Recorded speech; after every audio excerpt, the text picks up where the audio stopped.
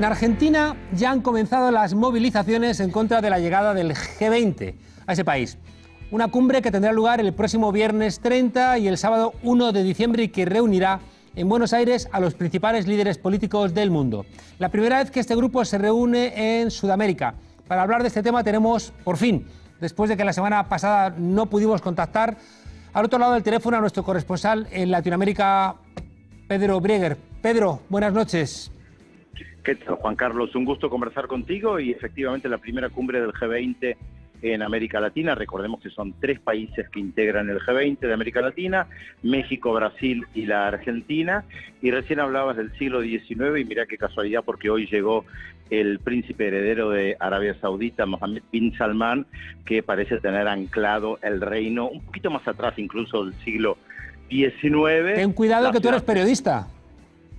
¿Perdón? Que tengas cuidado que tú eres periodista y estando Salman por ahí... Sí, pero no entro al consulado, al consulado, pero hay que decir que se hizo una presentación ante el Poder Judicial en la Argentina para detener o por lo menos investigar al príncipe heredero bin Salman, no solamente por la desaparición del periodista Jamal Khashoggi, sino también por crímenes de guerra en Yemen, porque recordemos que de manera sistemática Arabia Saudita todavía está bombardeando Yemen y la justicia argentina le dio curso al procesamiento. Probablemente no pase nada, pero es uno de los grandes temas de la cumbre, ¿no? ¿Quién se va a sentar con el rey?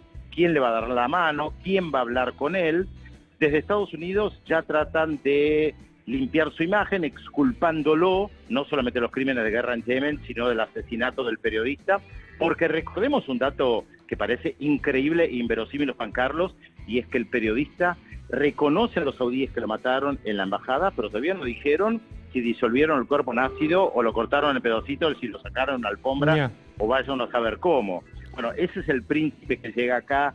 Sabemos que a todos les gusta hacer negocios, no se lo voy a enseñar a ustedes, que saben de sobra los negocios que se han hecho con el reino saudita, pero yo te diría que es uno de los temas que se ha discutido respecto de una cumbre que tiene como eje central, más allá de la agenda que plantea el anfitrión, la disputa Estados Unidos y China. Déjame que te pregunte, antes de eso, ¿por qué en Buenos Aires esta cumbre, Pedro? Las cumbres son rotativas y se han organizado en los otros países que forman el G20. Yo estuve en el 2008 en Washington, que fue la primera que se organizó, donde Bush convocó a varios presidentes para conformar justamente el G20 ampliado con presidentes, y se va rotando. La próxima creo que es en Japón. Ahora le tocó en turno a la Argentina.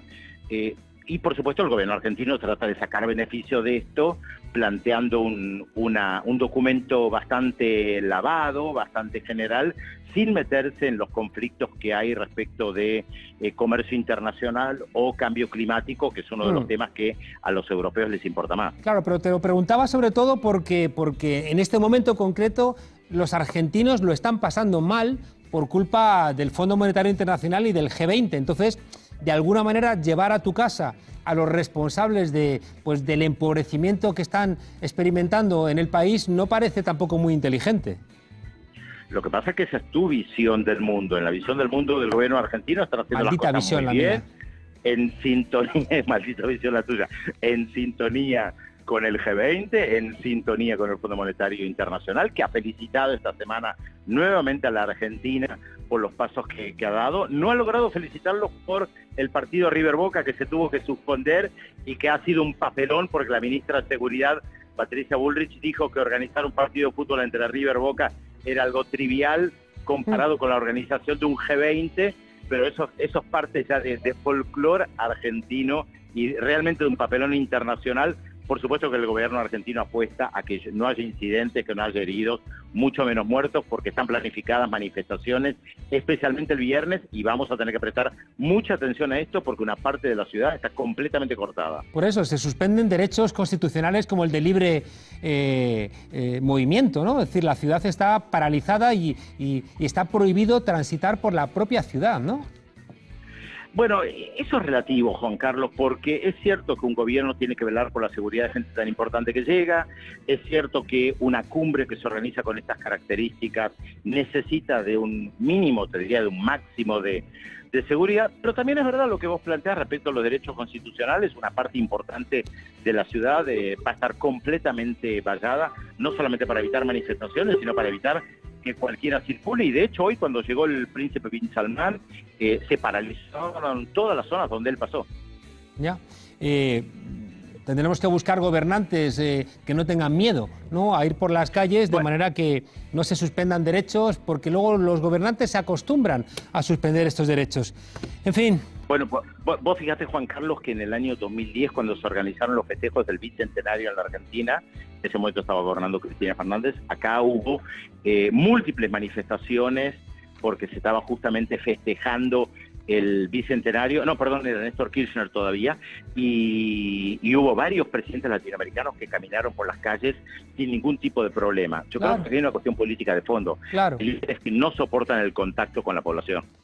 En fin, Pedro, un placer volver a escucharte. La semana que viene nos contarás de alguna manera las conclusiones, porque lo más relevante me temo que va a hacerse en lo oscurito, y seguro que tú desde Nodal vas a ser capaz, ¿no?, de arrancar informaciones que van a estar vedadas al conjunto de la ciudadanía.